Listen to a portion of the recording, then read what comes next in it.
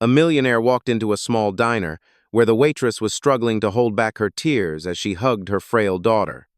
In that moment, a bold decision changed both of their destinies, setting in motion an emotional journey of kindness, forgiveness, and the power of second chances. Where are you watching from?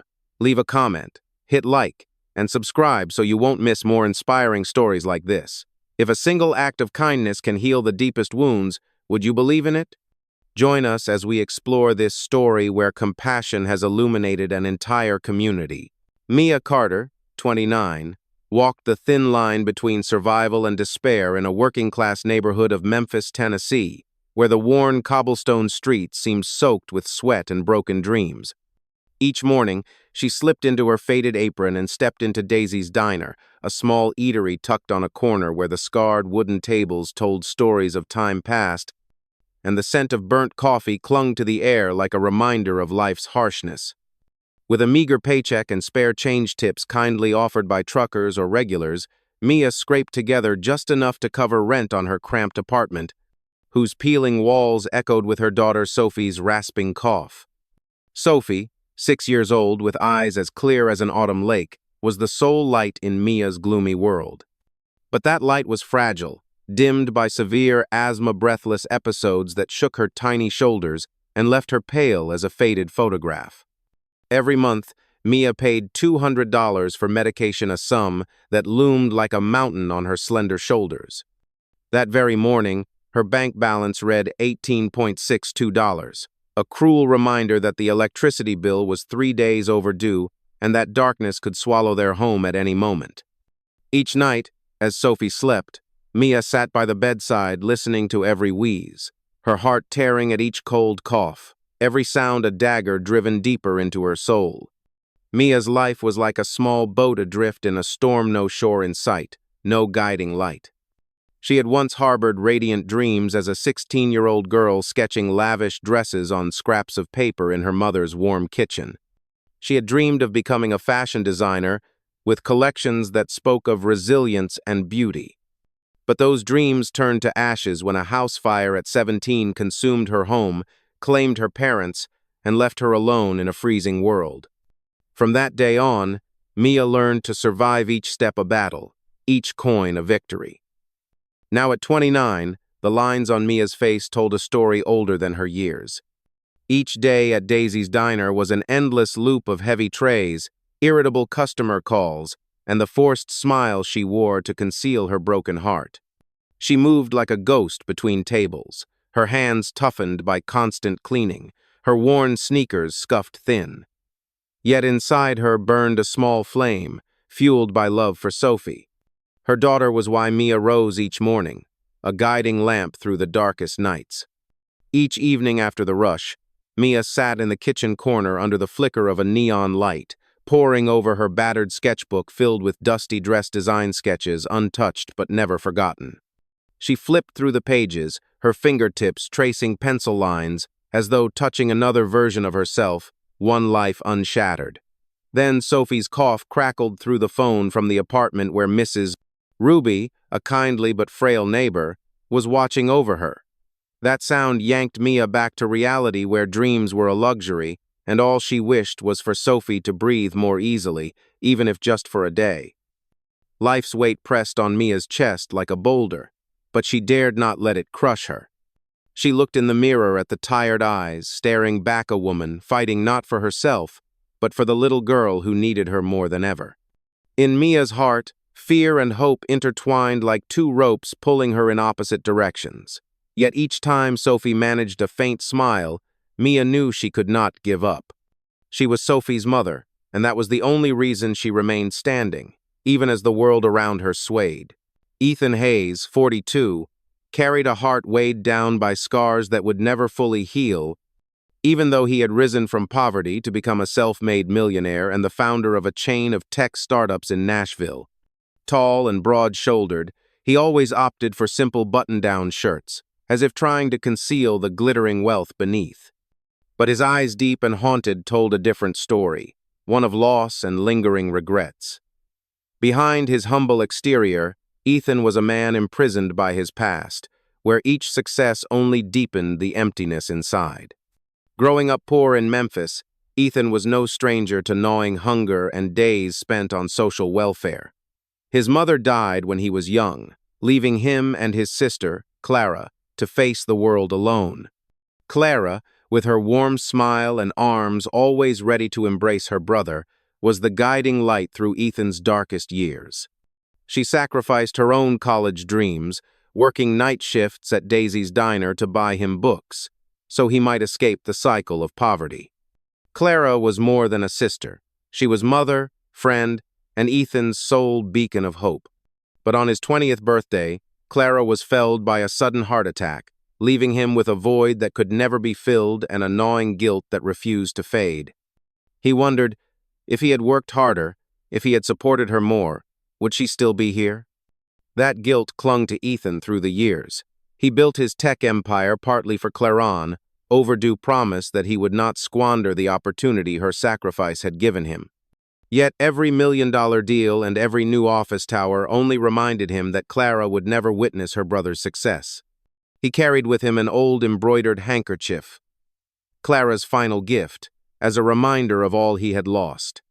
Sometimes, in quiet moments, Ethan would trace the delicate stitches with his fingers, feeling his sister's warmth linger in the threads. One evening, driving through Memphis, Ethan felt an inexplicable pull. He stopped at Daisy's diner where Clara had once worked, greeting customers with a tired but genuine laugh after long night shifts. He sat at a scuffed wooden table, his gaze drifting to Mia, the young waitress with trembling hands and reddened eyes. She moved frantically, wiping tables with a desperation that seemed to anchor her to the present, as though each motion kept her from collapsing. In that instant, Ethan saw Clara not in the face, but in the eyes, the resilience, masking pain and the exhaustion she could never hide. His heart tightened, as if the past had come alive before him. A vivid, painful memory flashed. Clara had once told him about a young waitress at Daisy's who shared her meal with Clara on a bitterly long night shift, splitting a plate of fries when Clara was so hungry she could barely stand. That small act of simple division of fry shad given Clara a smile that lasted a week, like the most precious gift she'd ever received. Ethan, a brooding teenager at the time, had paid little mind. But now, looking at Mia, he wondered if she was that girl, the one who had unwittingly touched his sister's heart. That memory ignited something fierce in Ethan, not pity, but a longing to do something, to atone for all he had failed to do for Clara. He sat there, gripping the embroidered handkerchief in his pocket, nurturing a fragile hope that perhaps he could change someone's story, just as Clara had once changed his. Mia Carter, during the hectic rush at Daisy's diner, felt as though she were a fine glass cracking under relentless pressure. The heavy trays, the customers' sharp demands, and the ding of incoming orders came at her like the beat of a battlefield drum. But what truly made her heart tremble wasn't the chaos of the dinerate, was the call from Mrs. Ruby, her frail neighbor watching over Sophie. Mrs. Ruby's voice on the phone, trembling with worry, warned that the 6-year-old girl was having another asthma attack. Each faint wheeze sounded like a merciless alarm. With shaking hands, Mia forced a smile for the customers. Yet inside she was breaking apart, a very shard of hope, crushed by the fear of losing the sole light of her life. When her brief break finally came, Mia bolted into the cramped staff restroom and locked the door to hide her collapse. In that stifling space, she slid down against the wall, burying her face in her hands, and could no longer hold back her sobs. "I can't do this anymore. Sophie, Mom's so sorry," she whispered, her voice shattering like a confession to herself. Tears streamed down her cheeks, mingling with the despair crushing her chest. Sophie, with her clear, autumn lake eyes and fragile smile, was why Mia fought every day. Now she felt she was failing, unable to protect her daughter from the breath-stealing attacks. Her bank account reading $18.62, the overdue electricity bill, and the empty medicine bottle were irrefutable proof that she was losing this battle. When Mia emerged, hastily wiping away her tears and forcing back the composure of a dedicated waitress, Ethan Hayes was seated quietly in the corner, watching her every movement. He had observed her since the start of his trembling shoulders, the reddened eyes, the way she gripped her phone as though it were her last lifeline. As Mia passed his table, Ethan gently called her over, his voice low and warm, imbued with rare sincerity. "Mia, is there anything I can do to help?" he asked, his gaze locked on her with no hint of judgment. Instinctively wary, having faced empty promises before she tensed. Perhaps he was a demanding customer, or, worse, a man with unclear motives. She pressed her lips together, shook her head, and forced a steady tone. "Thank you, I'm fine," she replied, though her quivering voice betrayed her fear. Ethan did not relent. Leaning forward, his tone firm yet gentle, he said, "I heard you mention your daughter on the phone. I'd like to cover her medication and medical bills." He paused, his eyes flicking to the worn sketchbook Mia had accidentally revealed while clearing table sink, smudged designs brimming with passion. "And, I see you have talent. I would like to sponsor a design course for you at the Memphis Fashion Academy." His words sounded like a strange melody too generous to believe. Mia froze, her heart pounding, but her mind immediately raised a wall of suspicion. Strangers didn't do things like this, not in her world where everything came with a price.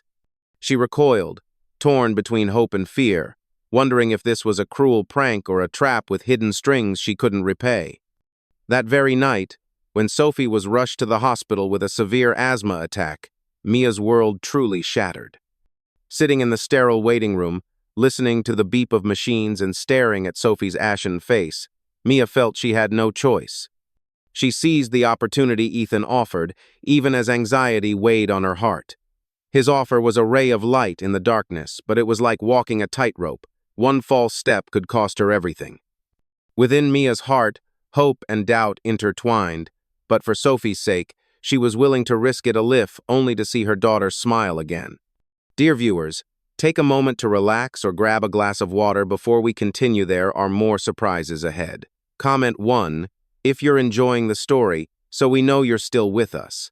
Mia Carter stood on the precarious line between hope and doubt, her heart like a compass lost in a gale of unexpected opportunities and persistent fears. When Sophie, her 6-year-old daughter with the clear autumn lake eyes, received timely treatment at the hospital, Mia sensed a sliver of light piercing the darkness. The doctors discovered that Sophie needed a new respiratory device costing $5,000, a mountain for Mia, who had only $18.62 in her account. Yet Ethan Hayes, the stranger with the haunted gaze, settled the bill without hesitation. His quiet but powerful act swept away the crushing financial weight she bore. He asked for only one thing in return: updates on Sophie's condition. That gentle request made Mia feel bound by an invisible debt, a tether she wasn't sure she could ever unravel. With Sophie's condition stabilized, Mia entered a new chapter. The design course at Memphis Fashion Academy, an opportunity Ethan had handed her like a golden key. But that door did not swing open easily. Every day became an endless race. She burned the midnight oil perfecting assignments, her ink-stained sketches soaked with sweat and buried dreams. At dawn, she returned to Daisy's diner in her faded apron, serving stacks of pancakes and enduring the scrutinizing stares. The pressure piled on like stones upon her chest, making each breath heavy. She feared failure, feared she wasn't good enough, feared this beacon of hope was a mirage destined to vanish, leaving her and Sophie back in their familiar darkness. Her fears were amplified by Hank, the diner manager with a mocking smirk and cold eyes. "Getting high on a rich guy's dime, huh?" he sneered, each word a dagger to Mia's pride. His taunts clung to her, echoing in her isolated moments and sowing seeds of doubt about her worth. She wondered if she truly deserved this chance, or was merely a lucky soul hauled from the muck by a wealthy man. Doubts about Ethan's motives crept in too. Why was he helping her? What lay behind such flawless generosity? Each time Ethan inquired about Sophie, his tone so sincere, yet his eyes hiding something Mia could not decipher, her gratitude warred with unease. One weary evening, Mia sat at the back counter of Daisy's, her hands trembling as she leafed through her sketchbook, when Ethan appeared holding an antique wooden box. He set it before her, his gaze gentle yet carrying undeniable weight. Inside lay a faded, intricately embroidered handkerchief fan heirloom from another time. "This is you, Mia," Ethan said, his voice low but certain. "My sister Clara never forgot your kindness. You shared your meal with her when she was starving and exhausted. I owe you more than you know." His words struck like lightning, tearing through the fog of Mia's doubts. She recalled, vaguely but vividly, a night when she was 18 splitting a single plate of fries with a weary waitress at Daisy's, a small act she had long since forgotten. The truth stunned Mia, as if time itself had reversed, stitching together past and present with a fragile thread of kindness. That selfless moment years ago, mere seconds in time, had rippled forward to the hope now shining before her. But alongside her amazement came a new tide of emotion, gratitude entwined with fear. Could she live up to such generosity? Could she walk the path Ethan had paved? Or would she crumble under the weight of expectation?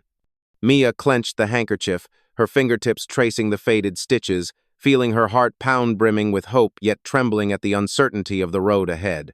Mia Carter stepped into her final runway show with her heart stretched taut like a violin, string ready either to snap or to sing.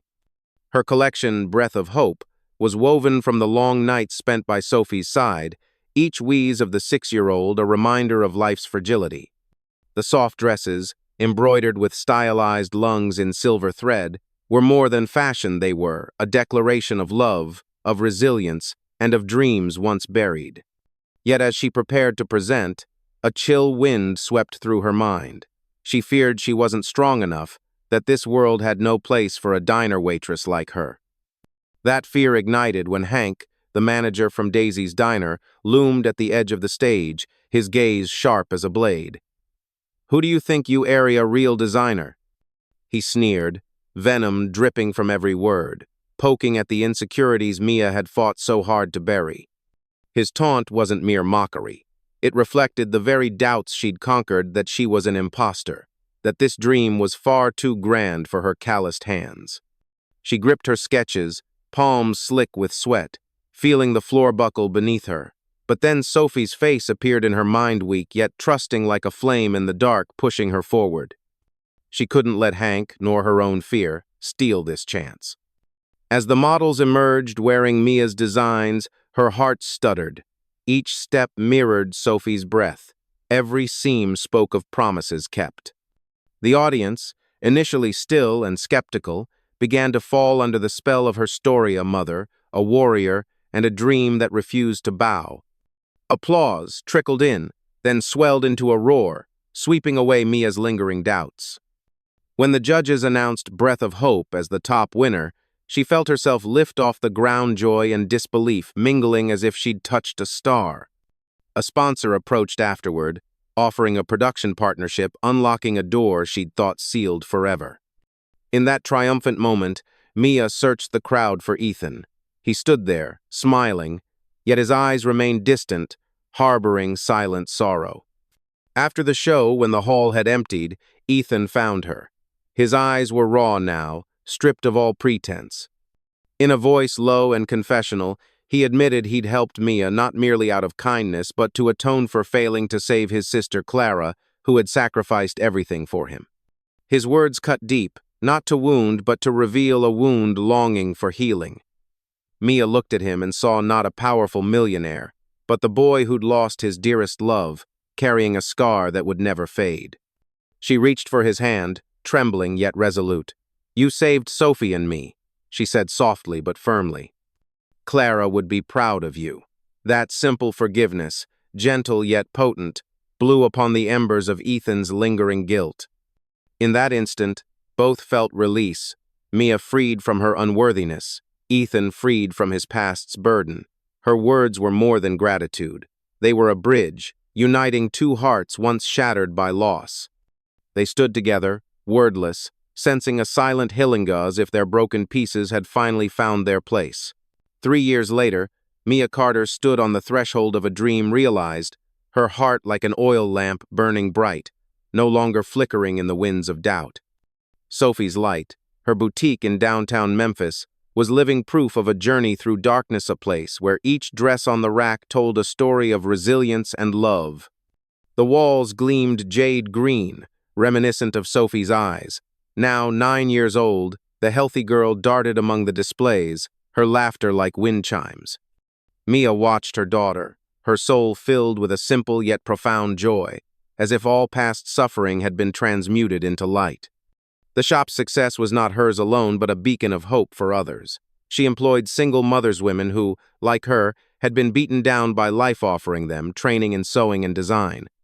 Each day, she saw them bent over sewing machines, their once clumsy hands growing deft, their eyes sparkling with newfound confidence. Mia felt she was repaying the kindness she had once received, a chance to rise. Sophie, with her boundless imagination, contributed vibrant, lung-themed paintings bursts of color that echoed the breaths she had reclaimed from asthma. Hung on the walls, these artworks were more than decoration.